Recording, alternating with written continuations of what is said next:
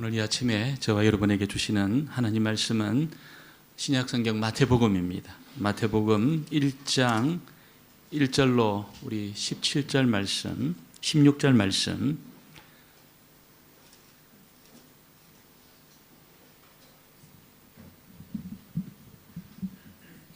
우리가 익숙하지 않은 이름이 나와도 끝까지 한번 저희들이 봉독하도록 하겠습니다. 1절을 제가 먼저 봉독합니다. 아브라함과 다윗의 자손 예수 그리스도의 계보라.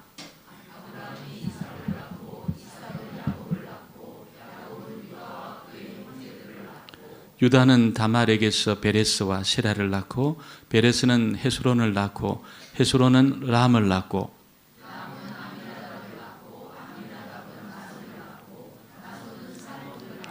살몬은 라합에게서 보아스를 낳고 보아스는 룻에게서 오벳을 낳고 오벳은 이새를 낳고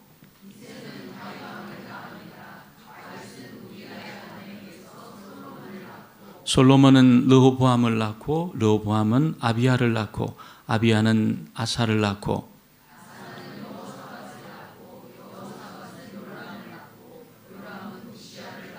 우시아는 요담을 낳고 요담은 아하스를 낳고 아하스는 히스기야를 낳고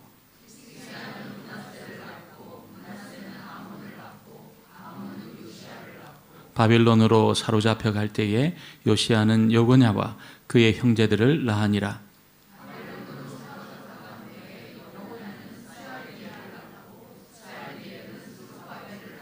스룹바벨은 아비옷을 낳고 아비옷은 엘리야김을 낳고 엘리야김은 아소르를 낳고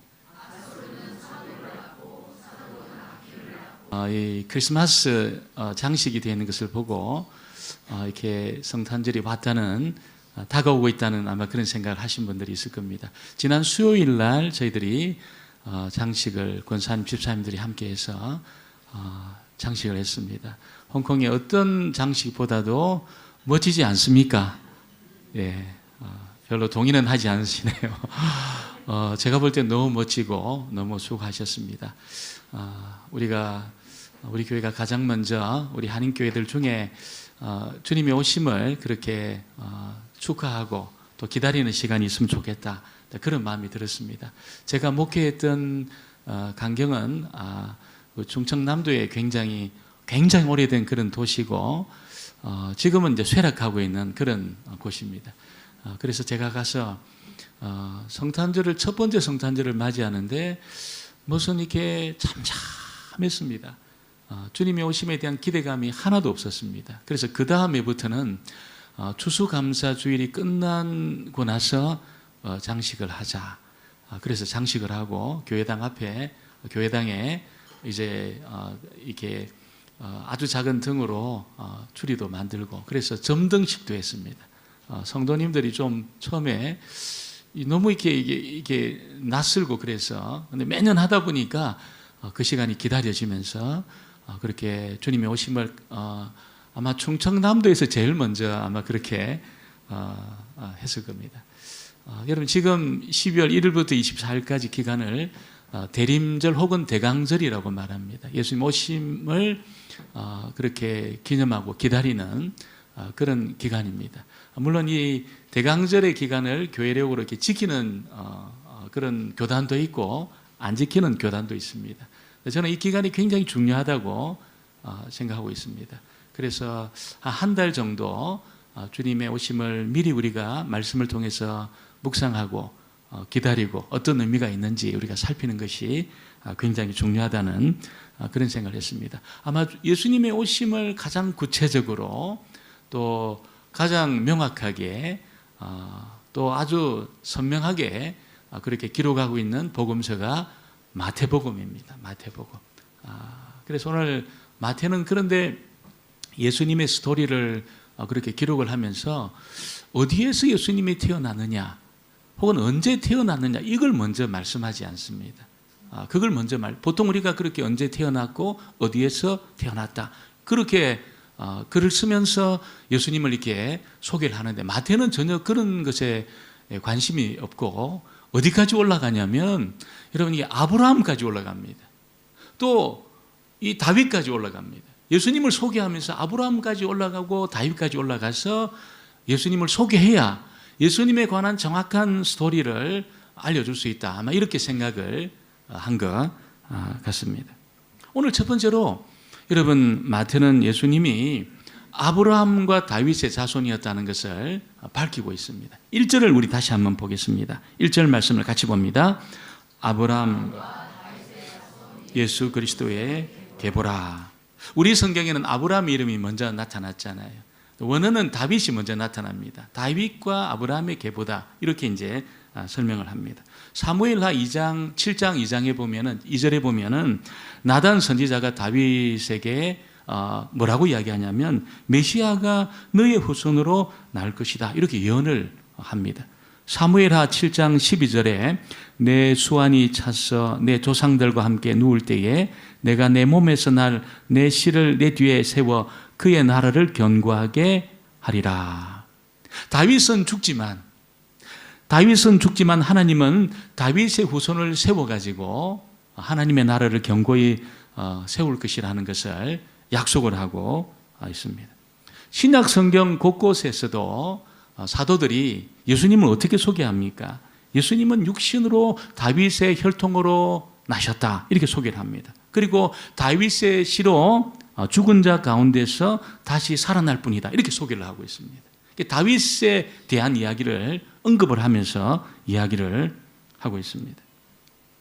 여러분, 이 복음서 기자 혹은 오늘 마태가 예수님의 이야기를 다윗이나 아브라함으로부터 시작하는 거기에 그 연관지어서 이야기한 거기 굉장히 중요한 의미가 담겨 있습니다. 그 어떤 의미가 있습니까?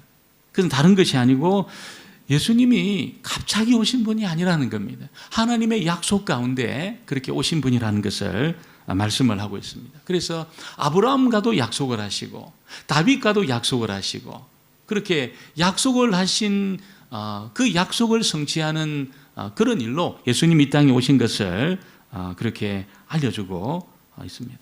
하나님이 아브라함이 너무 신실하고 참 아브라함이 너무 하나님을 경외하는 그런 사람이었기 때문에 약속을 한 것이 아니에요. 일방적으로 아브라함을 부르시고 아브라함과 약속을 했습니다.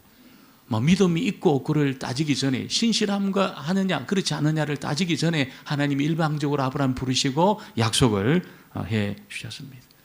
아브라함에게 어떤 약속하십니까? 아브라함 부르면서 너 축복의 권한이 된다 이렇게 말씀을 하십니다. 어떤 그의 행위를 보고 어떤 잘한 것을 보고 약속한 것이 아니고 일방적으로 약속을 하십니다. 다윗에게는 너를 통해 메시아가 태어나고 내 왕위는 견고히 세워질 거다 이런 약속을 일방적으로 해주셨습니다.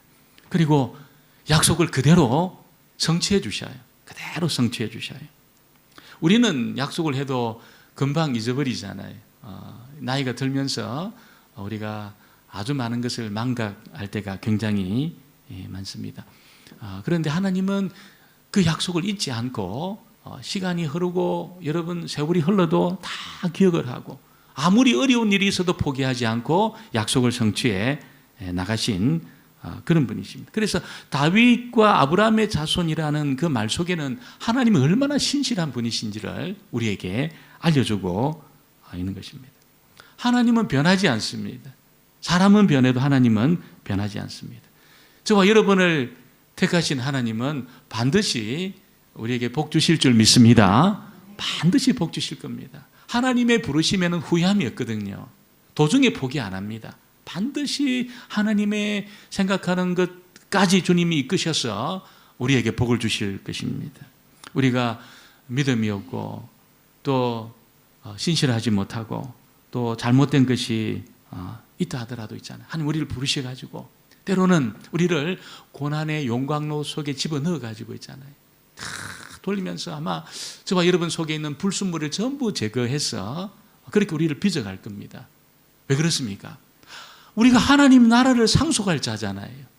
상속할 자잖아요. 그래서 부르신 하나님이 예수님의 그 족보에 등장하고 있는 아브라함과 또 다윗의 그 이야기를 우리가 볼 때에 하나님 너무 신실하고 약속을 이루시는 그런 분이라는 것을 우리가 알게 되는데 우리도 우리의 연약함이 있고 부족함이 있지만 때로 고난의 용광로에 집어넣어가지고 불순물 다 빼가지고 하나님 나라를 상속받을 아무런 부족한 것이 없는 그런 자로 반드시 우리를 빚어 갈 것입니다. 약속의 변함이 없다는 것이에요. 그리고 이 일에 하나님 절대로 실수하지 않을 것입니다. 여러분, 하나님이 우리를 홍콩 땅에 이렇게 또 다시 불러주시고 또 혹은 홍콩 땅에서 부름을 받고 여기까지 오게 하셨는데 절대로 실수하지 않을 겁니다. 반드시 하나님 뜻을 이루어 가실 겁니다. 이 계획을 언제 세웠을까요? 우리를 불러가지고 하나님 자녀 삼으신 이 계획을 언제 세웠을까요? 여러분, 창세전에 이 세상이 만들어지기 전에 우리를 그런 계획을 다 세워놓았습니다. 보통 여러분 중요한 계획은 우리가 1년이나 2년 전에 이렇게 하잖아요. 어떤 권사님 이야기 들어보니까 어떤 건물을 대관하려고 하면은 한 1년이나 2년 전에 이미 해야 된다는 거예요. 갑자기 건물을 빌릴 수 없다는 겁니다. 너무너무 중요한 어떤 일을 진행하려고 1년이나 2년 전에 대관해야 된다는 거예요. 여러분, 얼마나 중요한 일이길래 저와 여러분을 창세전에 부르실까요?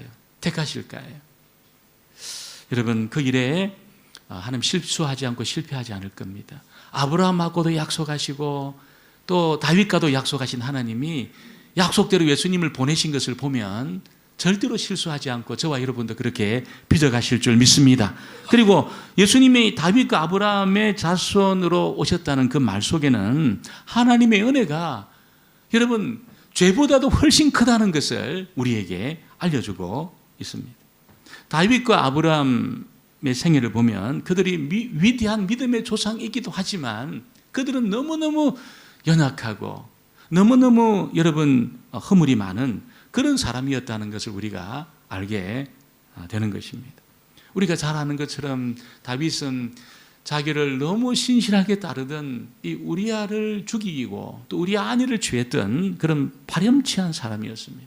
파렴치범이었습니다. 아브라함은 어떤 사람입니까? 아브라함은 여러분 여호수아 24장에 나오는 것처럼 그 집안이 우상 숭배하던 집안이었어요.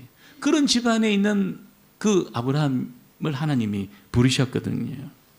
그리고 아브라함이 창세기 보면 위기에 처할 때마다 여러분 자기 아내를 뭐라고 이야기합니까? 누이 동생이라고 속였습니다. 왜냐하면 내 아내다 그러면 자기를 죽이고 아내를 취할 가능성이 있다고 생각을 한 거예요. 얼마나 신실하지 못한 유인입니까? 여러분, 남편이 왜 존재합니까? 여러분, 정말 아내가 위기를 만났을 때 아내를 구하고 죽으러 하고 남편이 있는 겁니다. 엄밀하게 말하면. 안 죽으면 좋겠지만 진짜 어떤 위기가 왔을 때 있잖아요. 아내를 구하고 죽으라고 남편이 사실 있는 겁니다. 밤에 자는데 막 부엌에서 덜그락덜그락 소리가 납니다. 그때 여러분 자기 아내를 깨워가 여보 좀 봐. 나가서 봐.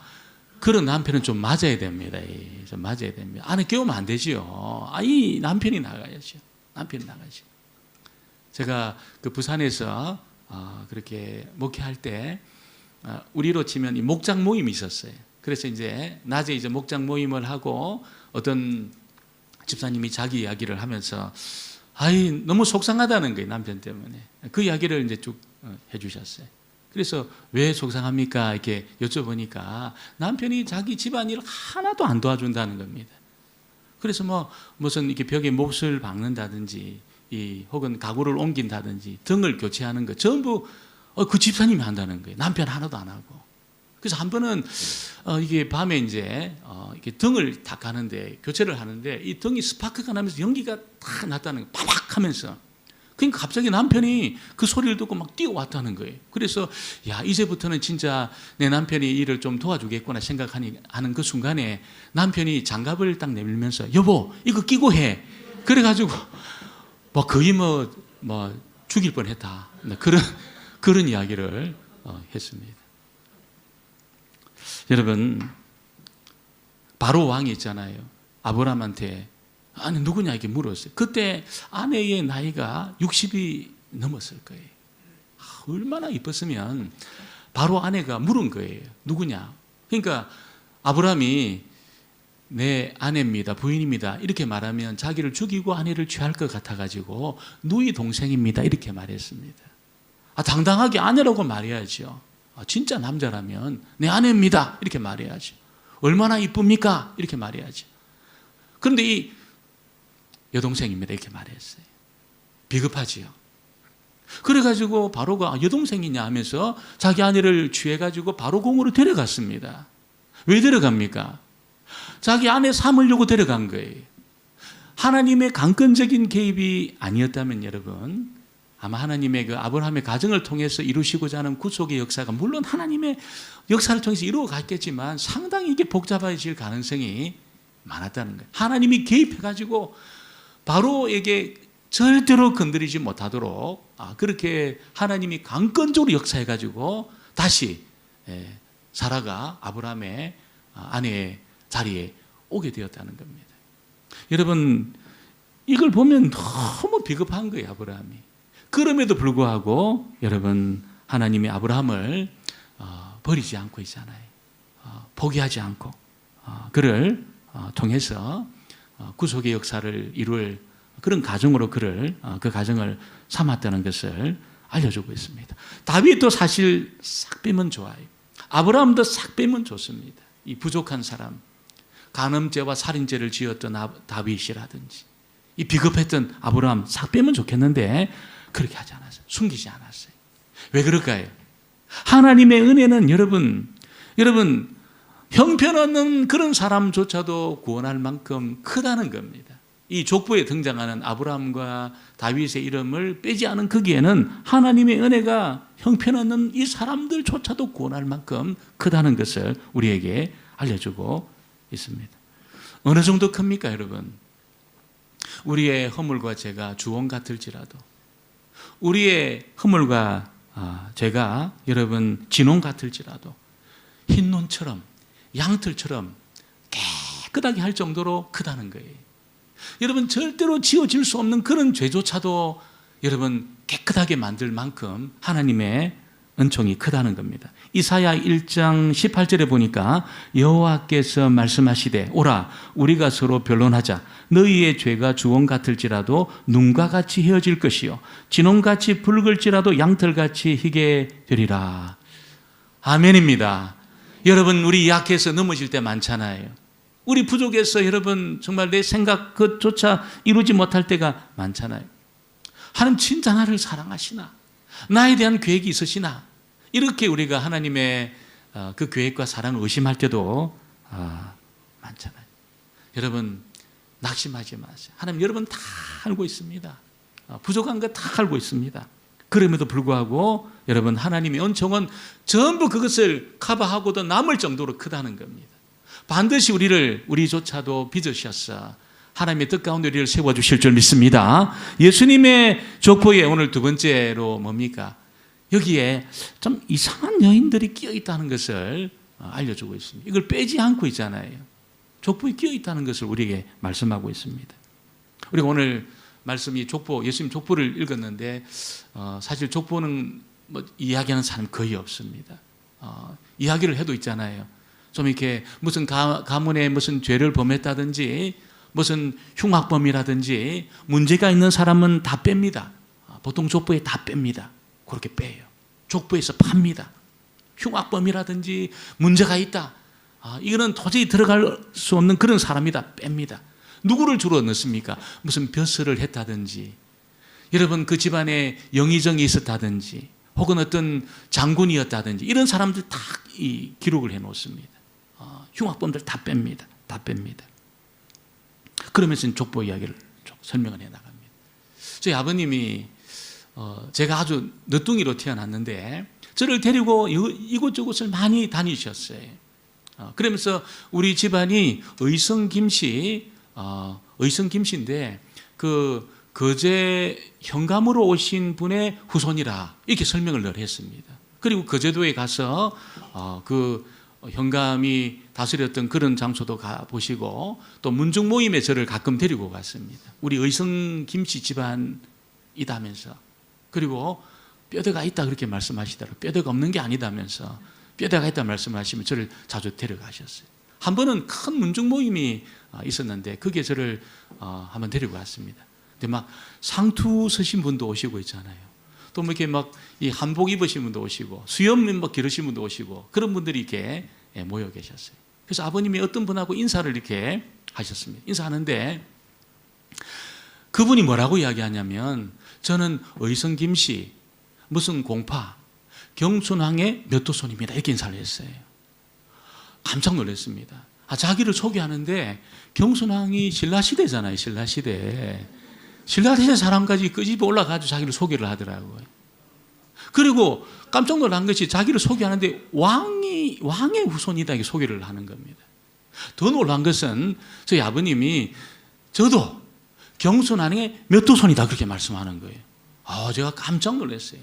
제 어린 마음에도 우리 아버님이 경순왕의 몇 도손이면 나도 경순왕의 몇 대손이구나 그 생각이 딱 들었어요. 여러분 이래봬도 제가 왕의 후손 말은 안 하겠지만 그런 피가 조금 흐르고 있습니다. 여러분 흐르고 있습니다. 그러면 사람들은 족보에 모든 사람의 이름을 다 올리지는 않습니다. 무슨 명예를 더럽혔다, 무슨 흉악범이다, 사람들이 지탄을 받고 있다 뺍니다. 오늘 마태는 그런 이름 안 뺐습니다. 다 이름을 기록하는데 그것도 어떤 여인들의 이름을 기록을 해요. 3절에 보면 상반절에 유다는 다말에게서 베레스와 세라를 낳고, 다말이 누굽니까 여러분? 다말은 남편이 죽고 여러분 자녀를 가질 수 없으니까 시아버지 여러분 술을 먹여가지고 재워가지고 아이를 얻었습니다. 그런 여인이 다말입니다. 베레스와 세라가 그렇게 태어나요. 그렇게 쌍둥이로 그렇게 태어나요. 5절에 살몬은 라합에게서 보아스를 낳고, 여러분 잘 아는 것처럼 라합은 누굽니까? 여러분 여리고의 기생이었습니다. 그런 여인이 예수님의 족보에 다 그렇게 기록이 되어 있어요. 5절 하반절에 보아스는 룻에게서 오벳을 낳고, 이 룻도 우리가 잘 아는 것처럼 모함 여인이잖아요. 여러분 이방인을 유대인들 어떻게 생각하냐면 이스라엘 사람들은 지옥의 땔감이다 생각합니다. 지옥에 불을 붙여야 되잖아요. 불이 꺼지면 안 되니까 불을 계속 피워야 되는데 어떤 거로 불 피웁니까? 이방인들을 땔감 삼아가지고 불을 피운다는 거예요. 그렇게 생각을 했습니다. 그러니까 이방인들은 개 취급하고 있잖아요. 지옥의 땔감이라고 그렇게 생각했습니다. 이 여인이 예수님의 족보에 딱 기록이 되어 있습니다. 6절 하반절에 다윗은 우리아의 아내에게서 솔로몬을 낳고, 여러분 이 바세바 우리아의 아내 빼고 싶잖아요. 다윗이 남편을 죽이고 취했던 여인 아닙니까? 빼고 싶은데 여러분 빼지를 않습니다. 마태가 그걸 몰랐을까요? 다 알았습니다. 여러분 구약 성경에 얼마나 신실하고 믿음 좋은 여인들이 많습니까? 너무너무 신실한 드보라 같은 여인은 얼마나 여러분 용감합니까? 여러분 남존 여비의 시대에 드보라가 깃발을 들었습니다.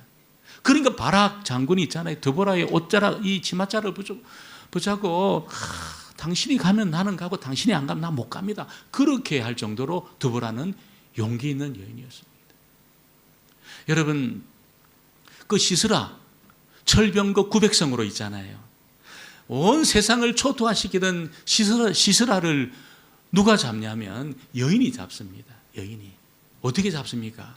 여러분 그 여인 있잖아요. 이 말뚝을 있잖아요. 말뚝을 가지고 시스라가 다 도망을 가다 지쳐 있으니까 여러분 그냥 우유를 달라. 우유를 주고 담요를 달라. 내가 잠을 자고 있는데 시스라 그 여인이 야엘입니까? 이름이 정확히 기억이 안 나는데 여인이 말뚝을 뽑아가지고 여러분 이 궤적을 뚫어가지고 시스라를 잡아요. 이스라엘의 원수를 여인이 잡습니다. 여인들이 그렇잖아요. 늘 쓰는 게 칼이고 늘 쓰는 게 불이고 그런 거 아닙니까? 그대로 그냥 이 궤적을 뚫어가지고 시스라를 잡습니다. 야엘은 얼마나 위대한 여인입니까? 위대한 여인. 그런 여인들이 많이 등장하고 들어갈 법해요. 이렇게 연관을 지어가지고 예수님의 족보에 여러분 얼마든지 끼워 넣을 수 있는 그런 가능성이 있지만 다 뺐습니다. 그런 여인이 아니고 있잖아요. 빼도 될 정도로 그렇게 좀 문제가 있을 법한 그런 여인들의 이름을 빼지 않고 다 그렇게 기록을 하고 있습니다. 이 여인들이 예수님의 탄생과 연관이 있다는 것을 알려주는 이유가 뭘까요? 왜 이 여인들의 이름을 안 빼고 다 집어넣으면서 이 여인들이 예수님의 탄생과 연관이 있다? 여러분, 그것은 다른 뜻이 아닙니다. 과거에 어떤 실수가 있다 하더라도, 어떤 허물이 있다 하더라도 있잖아요. 여러분, 예수님 안에서는 모든 것이 문제되지 않고 모든 것이 용서된다는 것을 지금 알려주고 있는 것입니다. 예수님의 그 십자가가 용서하지 못할 죄는 없습니다. 없습니다. 어떤 허물과 죄가 있다 하더라도 여러분, 예수님의 그 보혈은 그런 허물과 죄를 다 덮고도 남음이 있다는 것을 이 족보가 우리에게 알려주고 있는 것입니다. 예수님 안에 우리의 과거는 그렇게 중요하지 않습니다. 중요하지 않습니다. 여러분, 미국의 그 한인교회에 목회하는 친구가 있어요. 달라스의 큰 교회에 목회하는 친구. 거기에 불문율이 있다는 거예요. 그 불문율이 뭐냐 물어보니까 우리 교회 성도님들은 과거를 묻지 않는다는 거예요. 과거를. 뭐 하다 오셨습니까? 이게 안 묻는다는 거예요. 미국은 좀 그런가 봐요. 우리는 다 알잖아요. 한국에서 무슨 일 하셨다 다 우리가 하는데 거기는 뭐 절대로 안 묻는다는 거예요. 그 불문율이라는 겁니다. 여러분, 우리가 어떤 일을 했건 또 우리가 성공했건 그렇지 않건 우리의 지난날이 자부심이 있든 그렇지 않든 여러분, 그리스도 안에서 아무런 문제가 되지 않습니다. 아무런 문제가 되지 않습니다. 여러분, 주님 안에 주님의 탄생, 그것을 우리에게 들려주고 있는 겁니다. 내가 이런 난데 내가 주님 앞에 가까이 갈 수 있겠나? 그렇지 않습니다, 여러분. 주님이 너 부담스럽다 이렇게 말할 정도로 여러분 그런 과거가 있는 그런 사람은 예수님에게 없다는 거지. 없다는 겁니다. 달려가면 됩니다. 달려오면 됩니다. 어떤 삶을 살았건 달려오면 됩니다. 주님이 전부 품어내시고 보석까지 빚어내실 줄 믿습니다. 다 그렇게 빚어가실 겁니다. 이 성탄을 기다리면서 여러분, 하나님은 우리도 과거가 어떠했든 간에 여러분 묻지 않고, 허물이 있든 죄가 있든 묻지 않고 정말 주님을 모시기만 하면, 주님 앞에 달려오기만 하면 여러분, 저와 여러분도 위대한 하나님의 가문으로, 하나님 나라 상속자로, 위대한 하나님의 족보에 우리의 이름도 올라가게 될 줄 믿습니다. 이 성탄을 기다리는 이 기간에 저와 여러분이 가장 큰 복을 받는 하나님 백성 되어지기를 주의 이름으로 축원합니다. 기도하겠습니다. 하나님 아버지, 정말 예수님의 오심을 기다리며 또 주님이 어떻게 오시게 되었는지를 잠깐 살폈습니다. 하나님, 정말 우리의 허물과 죄보다도 하나님의 은총이 큼을 우리가 알게 됩니다. 하나님의 약속이, 아버지, 반드시 그 약속이 이루어지고 주님이 성취하실 분이시라는 것을 알게 하시니 감사합니다. 우리의 허물과 죄가 아무리 클지라도, 우리의 과거가 아무리 문제가 있다 할지라도 주님 안에서 아무런 문제가 되지 않는다는 걸 우리에게 알려주시니 감사합니다. 하나님 아버지, 사랑하는 주의 백성들 주님 앞으로 달려왔사오니 품어주시고 안아주시고 위대한 믿음의 자손으로 하나님 나라의 상속자로 위대한 하나님의 족보에 그 이름이 올라가는 복을 누리게 하여 주옵소서. 예수님의 이름으로 기도합니다. 아멘. 찬송 104장입니다. 104장 찬양하며 준비한 예물을 주님 앞에 봉헌하겠습니다.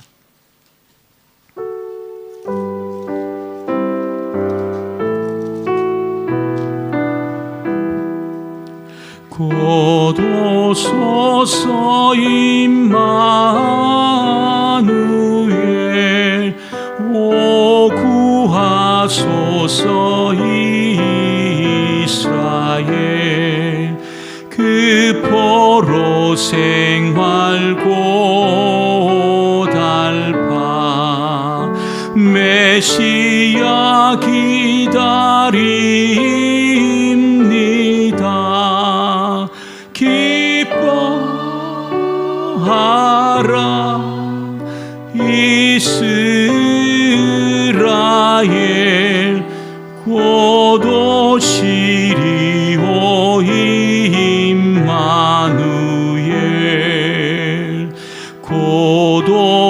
주소서 지혜의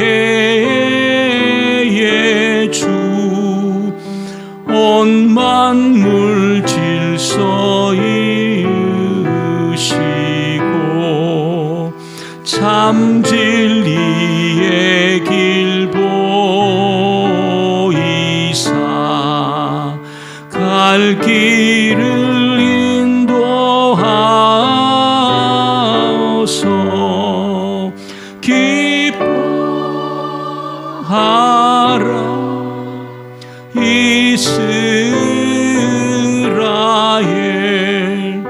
곧 오시리오 임마누엘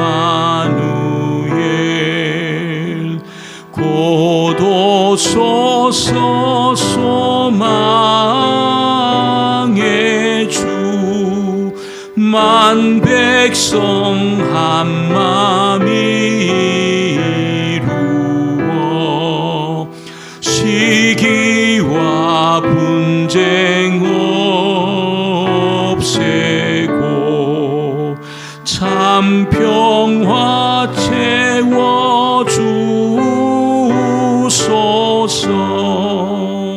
기뻐하라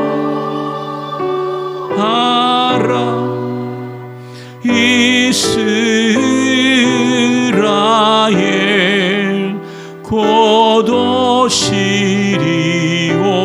임마누엘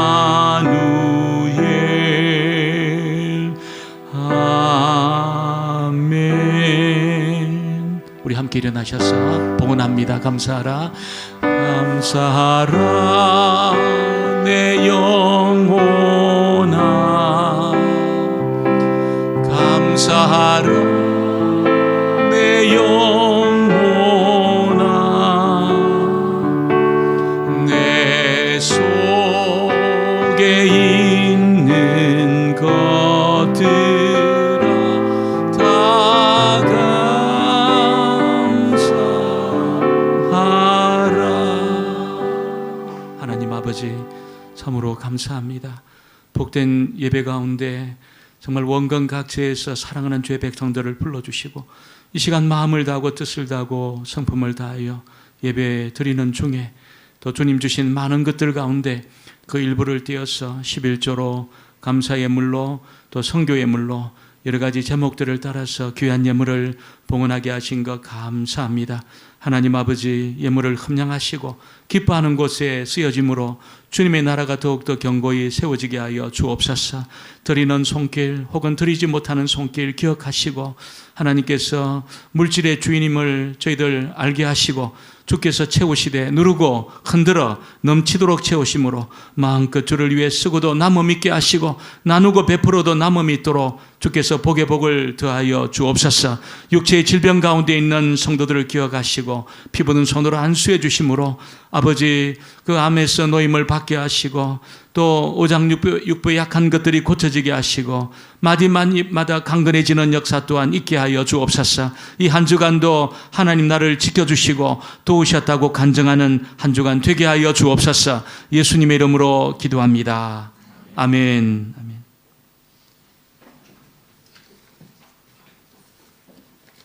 몇 가지 교회 소식을 전합니다. 주보를 참조해 주시고 혹은 스크린을 참조해 주시기 바랍니다. 예배 오신 분들을 환영하고 또 예수님 이름으로 축복합니다. 오늘 너무너무 귀한 분들이 방문해 주셨습니다. 출장으로 방문해 주셨습니다. 또 가정에 또 방문해 주셨습니다. 먼저 우리 윤경호 집사님 동기신데 지금 출장 중에 방문해 주셨습니다. 서영호 집사님, 김경화 집사님 어디 계십니까? 예, 함 일어나신 큰 박수 하겠습니다. 예, 잘 오셨습니다. 잘 오셨습니다. 우리 강동환 집사님의 유튜브 구독자랍니다. 그래서 소개받고 우리 교회 오셨습니다. 우리 정영, 우리 형제님 어디 계십니까? 예, 박수 하겠습니다. 예, 잘 오셨습니다. 예, 홍콩 강 실장님 소개로 왔다 그랬습니다. 얼마나 감사한지 모르겠습니다. 또 우리 김진수 집사님, 이경아 집사님 어머니 되십니다. 우리 권사님 이름을 제가 정확히 모르겠는데 어디 계십니까? 예, 일어나신 큰 박수 하겠습니다. 예, 잘 오셨습니다. 우리 이경아 집사님 어머니시니 감사합니다. 몇 가지 제가 광고를 드립니다. 오늘 예배 후에 식사 후입니까? 식사 같이 하는 겁니까? 식사하시면서, 식사하시면서 우리 남녀 선교회 모임이 있습니다. 예배당 뒤쪽은 우리 남선교회, 예배당 앞쪽은 여성교회 전체 모임이 있습니다. 꼭 모여주시기를 부탁드리고, 또 우리 남녀 선교회 모임 이후에 우리 목자 모임을 갖도록 하겠습니다. 내년도 우리 목장 모임을 위해서 우리 남녀 선교회 모임 후에 2차 목자 모임이 있습니다. 꼭 기억해 주시기를 부탁드립니다. 아마 여러분 주보 속지로 나오는지는 모르겠지만 2025년 우리가 선교원금 작정을 한 달 동안 좀 하도록 하겠습니다. 여러분이 기도하시면서 정말 보내는 선교사로서의 사명을 그렇게 잘 감당해 주시기를 부탁을 드립니다. 그래서 작정서가 이렇게 나왔는데 보시고 꼭 그렇게 여러분이 작정해 주시기를 부탁을 드립니다. 12월 일정입니다. 좀 바쁜 우리가 한 달이죠. 또 우리가 한 해를 또 마감하고 또 2025년을 또 준비하는 그런 한 달입니다. 이 12월 15일 여결산 위원회로 모임을 갖도록 하겠습니다. 위원들은 제가 다시 말씀을 좀 드리겠습니다. 성탄 전야제는 우리 교회가 12월 22일 주일날 그렇게 갖도록 하겠습니다. 기억해 주시고, 성탄 축하 예배는 12월 25일 11시입니다. 12시가 아니고 11시에 모여서 우리가 성탄 축하 예배 드리고 또 교제하는 시간을 갖도록 하겠습니다. 연말 재직회, 우리가 연초에 있는 우리 공동회의를 준비하면서 재정 보고를 위한 연말 재직회가 12월 29일 마지막 주일날 있습니다. 송구영신 예배가 12월 31일 화요일입니다. 10시 30분에 본당 이곳에서 모임을 갖습니다. 특별히 송구영신 예배 때는 성찬식이 있습니다. 여러분 한 달 동안 기도를 잘 준비하셔서 제가 성찬식을 집례하면서 은혜 받지 못한 성찬식은 한 번도 없었습니다. 정말 하나님이 특별한 은혜를 주셨습니다. 기도를 잘 준비하셔서 올 한 해를 보내고 또 새해를 맞는 이때에 우리 성찬식을 그렇게 갖도록 하겠습니다. 나머지 강고들은 그렇게 주보를 참조해 주시고 그렇게 축복할까요? 하나님의 은혜는 우리의 연약함보다 큽니다. 하나님의 은혜는 우리의 연약함보다 큽니다. 일어나셔서 하나님의 약속 찬양합니다.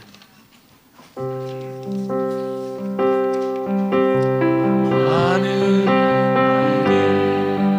복을 주시기를 원하며 너를 지키시기를 원하심. 아멘. 여호와는 그 얼굴을 너를 향하여 드사 은혜와 평강 주시나노라. 아멘. 너를 보배롭고 존귀하게 여기시는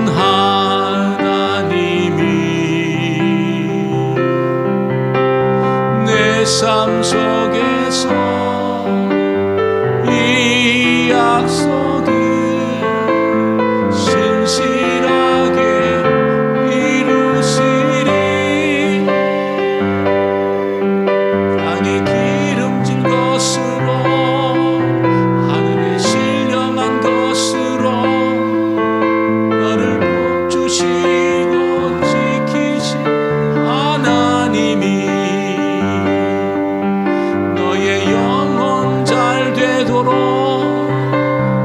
은혜 베푸시며 평강으로 인도하시리. 지금은 우리 구주 예수 그리스도의 은혜와 아버지 하나님의 극진하신 사랑과 성령님의 교통하심과 위로하심과 충만케 하시는 그 은총이 주님의 오심을 기억하고 또 주님을 기다리며 우리의 허물과 죄보다 큰 하나님의 은총을 참 누리며 그렇게 살아가기로 기대하며 다짐하고 돌아가는 사랑하는 주의 권속들 머리 위에와 저들의 가정과 자녀들과 또 믿음의 기업 위에 지금부터 영원토록 함께 있을지어다. 아멘.